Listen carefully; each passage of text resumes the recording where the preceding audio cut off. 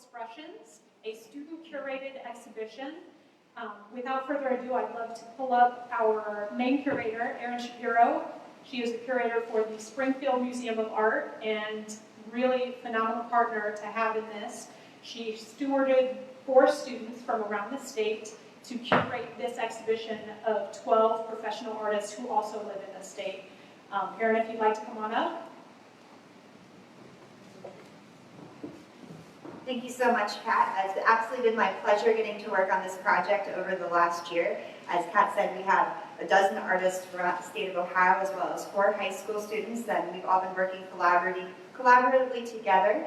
Each student was assigned 3 artists that they worked with one-on-one. So as we go through the gallery today, the students are going to join me to talk about their specific artists and offer more insight into the themes of their work, as well as their working methodologies.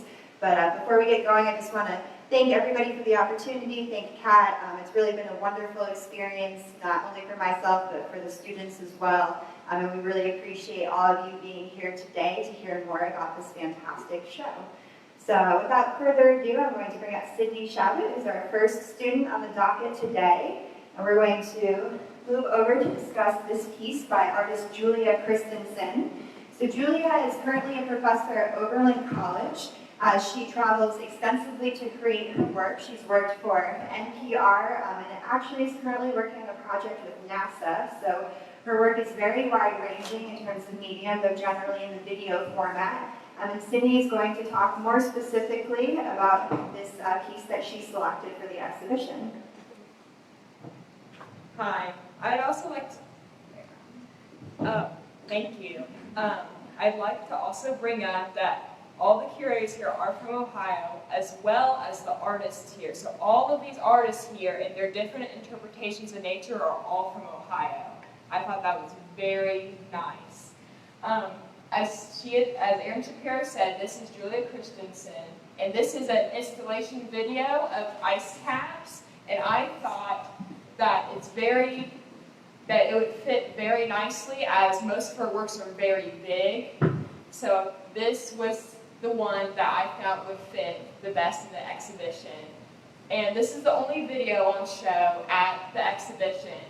And I think it really shows the changing of nature over time, and that's the reason why I think video was the best medium, because you actually have to watch it as it goes. It shows how slowly nature changes, but how those slow changes can make a really big difference.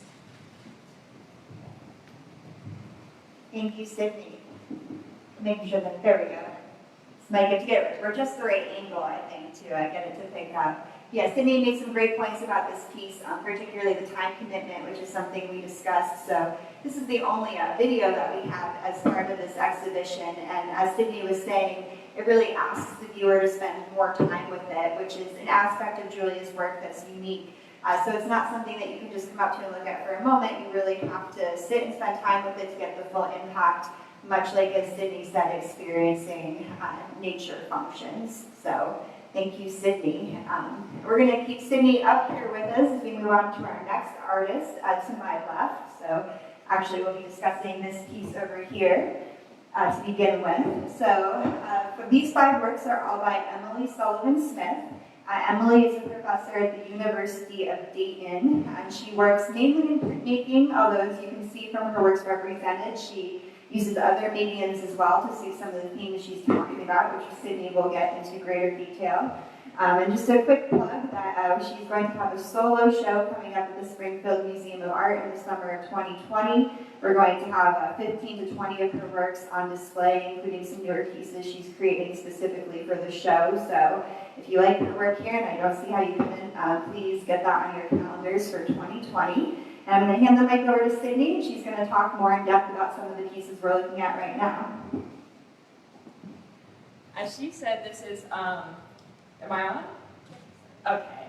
This is Emily Sullivan Smith, and I picked this work. This is made out of Guinea hen feathers because of the great texture you can see from this piece. It also creates its own sort of space because of how filled in it is, and I have to really emphasize how much work was put into this. These were all gathered cruelty-free, so she picked these off the ground, the dirt of earth and nature, and it really takes a long time to pick these out.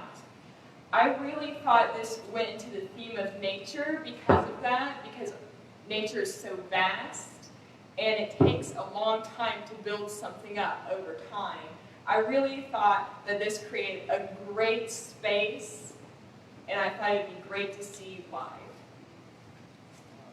And here's another piece. I sort of wanted to keep a theme of sky with these three pieces right here, and I thought that a more 2D piece would also help to show more of her work. And I also goes into the process of how much time it takes because of how big it is. Her line work inside these crows is very astounding. It's very detailed. I thought it really showed repetition as well with nature, as it has with the first piece I've shown, and I thought it really would go well in this exhibition.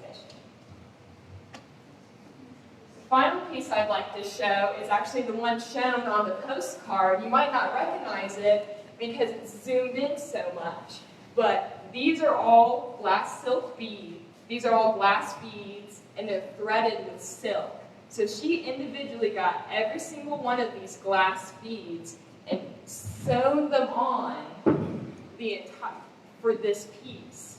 I thought this reminded me a lot of the coral reefs, and I thought it was very flashy.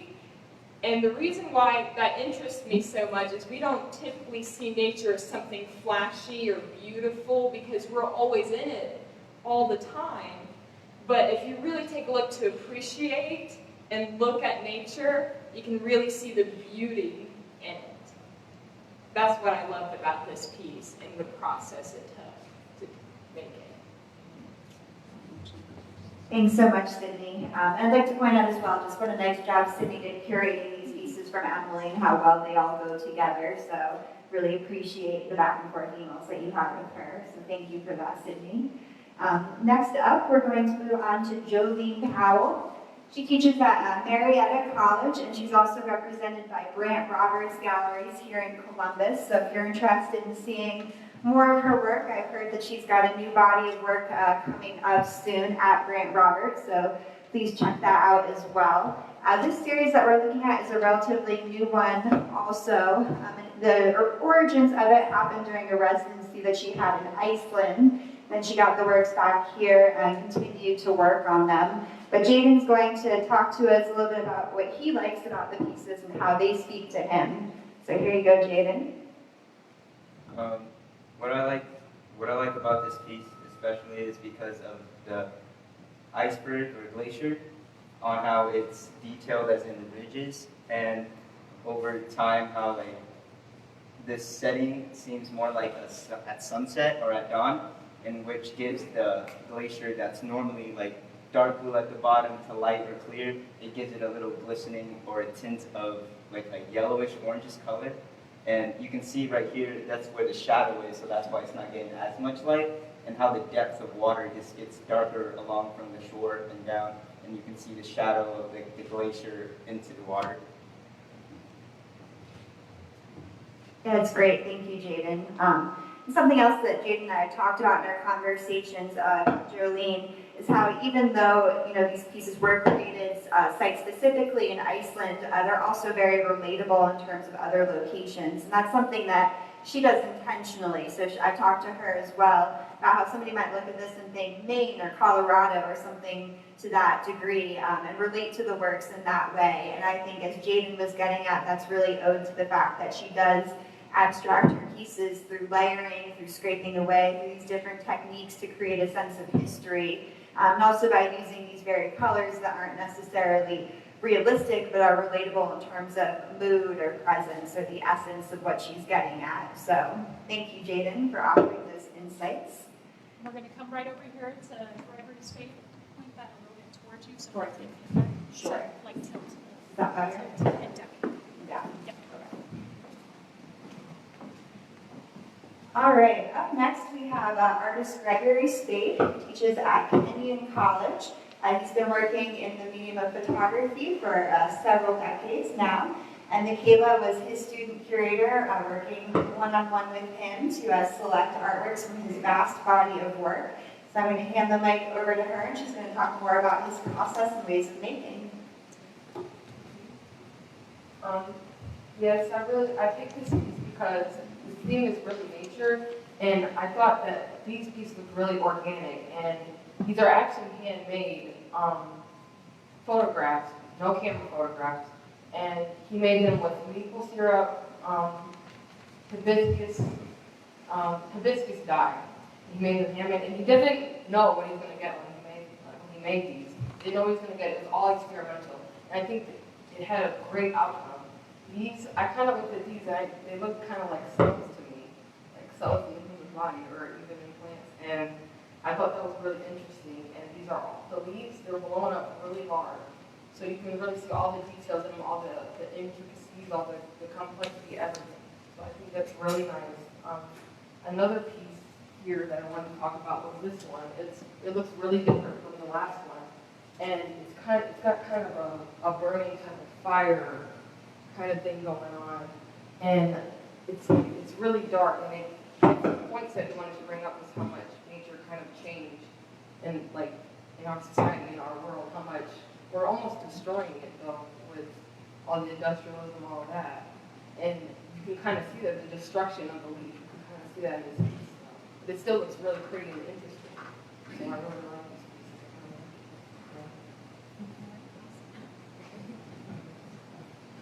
Thank you, Michaela. We're going to go over to Jean Kohler over here. Hi.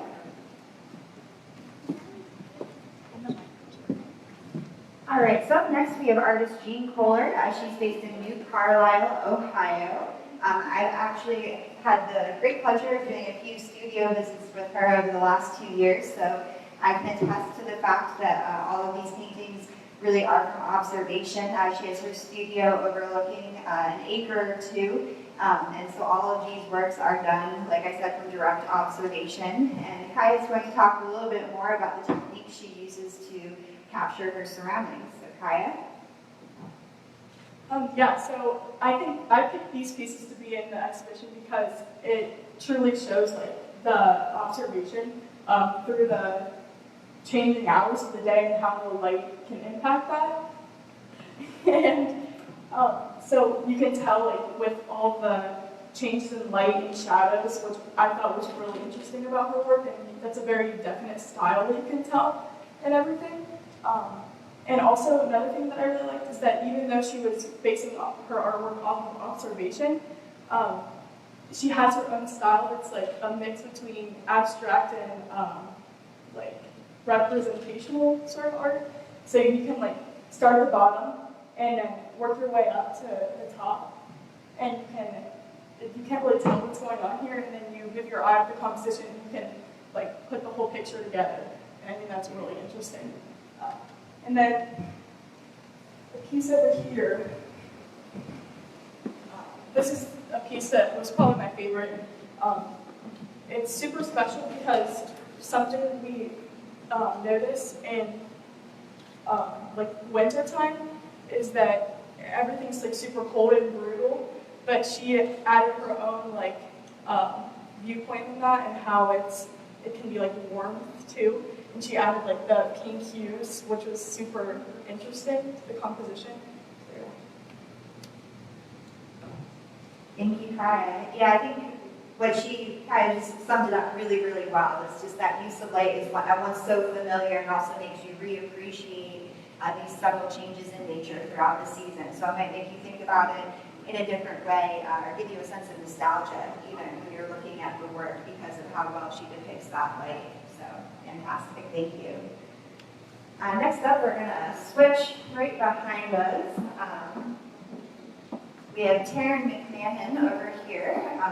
So Taryn works with printmaking and different processes of that nature. She has large-scale installations as well as print. So her work extends from over here and encompasses those prints on that side wall as well. And Michaela is going to give us some insight into her process as well as the themes behind her work. Michaela, step up. Step up. Yeah, I really wanted a 3D piece in here because the draping and all that is really, it looks really nice, and really pretty. And that's one of the things she wanted to use to draw in people to her art is the beauty in her art.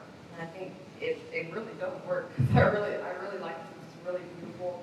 I like the colors. I like the cutouts and everything. And yeah, and you can even see behind it. It creates kind of shadows and lights and darks and lights. And that also, it kind of goes together. And it looks really nice together. And these pieces over here, these are her 2D pieces. And I really like these as well. These are also prints. And she really liked the merging, the merging of colors, all the translucence, all that stuff to make these. It's all the layering, and I can see that. And you can see these like bars, like a gate kind of mesh in there. And she wanted to get her idea across about how nature and us as society are kind of disconnected, and that came from her love of nature, her disconnection from it. She wanted to know more about it, and she used that in pieces. They're kind of interwoven together. You can't really completely disconnect with nature. You can't really do that. It's all around us. So I really like that about art. Yeah, I think what Michaela really touched on so well is the fact that even though Taryn is dealing with these more serious themes, she does keep the works, as you said, prettier, which sometimes is a no word when talking about art, but I think it actually really fits Taryn's body of work, where she does want to draw the viewer in with these aesthetic qualities, but also has this heavier content balancing it out. So it's not in your face, but at the same time, when you pay attention to it, you can really sort of get at what she's talking about. So I think we summed that up perfectly. Thank you. All right, we're going to shift behind everybody now. Oh, we're over here? Okay. We're going to come over to David LaCalambara now. He's a professor of art at Ohio University, and he creates landscape paintings on a variety of mediums. And we're actually going to shift down this way to one of his triptychs over here. So this piece, Jaden's going to discuss it for us more in detail. As you can see, David works in a variety of scales, including his smaller panorama pieces and then these larger screens that he uses to create these three-dimensional landscapes. So I'm going to hand it over to Jaden, and he's going to tell us what he likes particularly about this piece. What I specifically like about this piece is that how detailed it is, because it's one thing to look at nature and take a picture of it or video and see the details within, but it's another to actually get every single detail, as in like the rocks, on how it's been eroded away over time from natural disasters. Also how the water looks so real to the point where you can almost kind of hear it, even though it's just art and it's just physically here and not, or painted, not like physically. But also I like how the colors schemed in the trees, it kind of gives it like an autumn or a somewhat autumn feel, and how it's kind of gloomy in the background. So Thanks, Jaden. Yeah, I think what Jaden's talking about too is just how well David really captures these different scenes and how lifelike they seem. Also, one of the things I'd like to point out about his screens is that they've got different imagery on both sides. So I think that's something that's really unique about these pieces, and as Jaden and I have talked about, also sort of references the cyclical aspect of nature. So the seasons change, and though he's capturing a very specific time of day or season, it's not going to stay the same. It's going to change and revolve. So I think these screens very nicely capture that effect. I think we're going to go over to Char Norman over here and talk about her installation in the window space. So Char Norman is located in Columbus, Ohio. And she works with a variety of natural materials as well as fiber arts to create her installations. And then she's got these three smaller pieces in the front as well. So Jaden's going to give us some insight into this larger piece that we're all looking at behind us. I specifically like this piece in general because it's one thing to make art that involves nature, but it's another to actually incorporate nature itself, which is what Ghost Trees is. She used art, and on the other side she used like natural materials that we can easily find on like anywhere. And I like this because it kind of shows how on one side it's nature itself, but on the other side it's kind of fading away since us humans are kind of using and cutting down the trees and make it for us to use it, such as using it for paper or wood carvings, stuff like that. So the trees are kind of fading away because we are using them for our natural resources. Great, thank you, Jaden. Yeah, the title of this piece is Appling the Ghost Forest, so also that's just sort of reinforces this idea of disappearing forests. You've got these sort of disembodied trees hanging, so her intentions are made, very clear, I think, when looking at this work. So thank you for that insight. Now we're going to move over here to Barry Underwood. He's a professor of art at the Cleveland Institute of Art, works with digital photography. So Michaela was a student curator. She's going to talk about specifically this piece and reference a few of the other ones as well. I really like this piece. It looks a lot different from those ones. This one seems a little more organic. I noticed that these kind of look like mushrooms or like a fungus growing on the trees. And I really like that because they're like glowing. That's not something you see in nature. It looks really different, looks weird or alien, but it turns out really beautiful with the lights. And it's completely dark.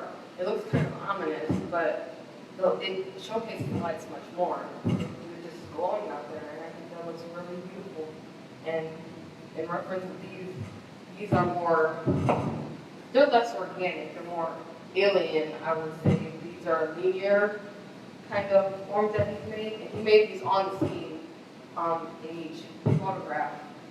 And it kind of looks, I don't know, like an intrusion, like it doesn't belong there, which it didn't belong there, but the idea that he wants to express is our intrusion into nature, how we come in and just kind of taken over, but we're a weird being out there, we kind of don't belong there, but we're continuously taking from it. And these scenes the scenes are beautiful by themselves, but these bright kind of structures in it kind of show off more how to like appreciate the scenery more. So I really like these pieces because of that. Perfect, thank you, Michaela. All right, and we are going to round the corner, and we have Doug McFlarty over here. So Doug is a resident of Xenia, Ohio, and he's been working in photography for more than 40 years. So this body of work up here, which Kaya will address more in detail, is actually, she'll get into a form of scanography, not photography. So I'm going to hand it over to her, and she'll explain a little bit more about his very unique process for making these works. Okay, so he was a traveler, and he actually, for 40 years, and took pictures and really focused on certain aspects of, very individual aspects of nature. And he wanted to truly, show how magical and, mysterious it can be if you, depict it in a very, interesting sort of way. So throughout, darkroom techniques and digital scanning, he would, just really focus on one of the images, and then with a bit of Photoshop would kind of twist it around to make it something really extraordinary. And I just thought it was cool when I talked to him yesterday that he had just did this for fun. He just recommended it to anyone. He was talking to my family, and he was just like, "You should try this at home. It's just super fun." So I thought that was really interesting. Yeah, I think Doug is fantastic. I've actually worked with him at Springfield as well.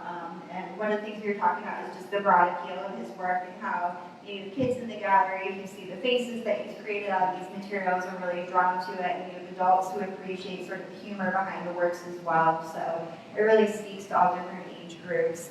And also his work sells like crazy, I will say, as an aside. I mean, it's just a really digestible, fun way of art making. So thank you, Kaya, for talking more about him. We're going to slide right down and look at Emily Momohara's installation. So Emily teaches at the Art Academy of Cincinnati. She does digital photography as well as installation. Sydney worked one-on-one with her to select the piece, and she's going to talk a little bit more about the history behind the work and what Emily is discussing. I think think this is one of my favorite pieces in this exhibit because it gives it its own space. Especially with the corner down here, I think it really helps to immerse the viewer into her world. She has some more, her heritage really plays a big part into her artwork, and I find it really interesting because it's something that we can all relate to, but it's also something very personal to her. Her great-grandparents were actually pineapple farmers, and they would sell their pineapples as luxury goods. And I think the imageries with these prints, with the pop culture and the collage in here with the golden accents, it really brings attention to the idea that everyone wants luxury, everyone's trying to aim for the same thing, and the honeycombs help to bring together the unity, but each individual comb has their own mood to it, which I found was very intriguing. Great, thank you, Sydney. Yeah, I think you summed it up really well. The fact that Emily is able to encapsulate her own personal history and makes it with, as Sydney said, these pop culture references, makes the work both personal and universal. So really every viewer is able to have their own experience with it, even if they're not necessarily picking up on some of the complexities that Emily is discussing. So thank you for your insight. And our final artist on exhibition that we're going to talk about today is Roscoe Wilson. Roscoe is a professor at Miami University. He works in a variety of mediums, including installation and drawing. So we have 2 of his installations over here, as well as 3 of the drawings on the wall. And I'm going to hand it over to Kyle. It goes a little in and out, so bear with us. Something that I thought was super interesting about his artwork is that throughout every sort of medium, it all kind of can convey the same message. For this, it's more about how we as humans we use so much, but we get rid of it even more. So he's just trying to show, like, I talked to him yesterday. This is just about like how his house looks.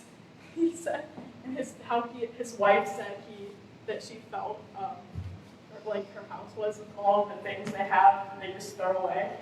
And then with this right here, it's just sort of about like the instant gratification most artists feel like starting from scratch. But like you can get so much more satisfaction with creating something with already like available objects. Great, thank you, Kaya. Yeah, Roscoe's work is so interesting because he comments more about consumerism in a direct way than a lot of the other artists in the show. So, his work relates to the idea of nature and the natural world, but in a different sort of viewpoint than some of the other artists. So it's a great complement to the overall theme. So I think I'm going to hand it over to Kat now. Thank you, guys. All right, thank you everybody for joining us for today's curator tour. Please come back often to the Wright Gallery and enjoy this exhibition. Thank you so much for your stewardship with the students, and thank you, parents, for sharing your students with us. They did a phenomenal job. Those of you online and everyone here, we do have workshops throughout the exhibition. We have an artist talk next Tuesday at noon. If you can't make it, we'll stream it live too. So please join us again, and thank you so much for joining us today. Enjoy the rest of your day. Bye-bye.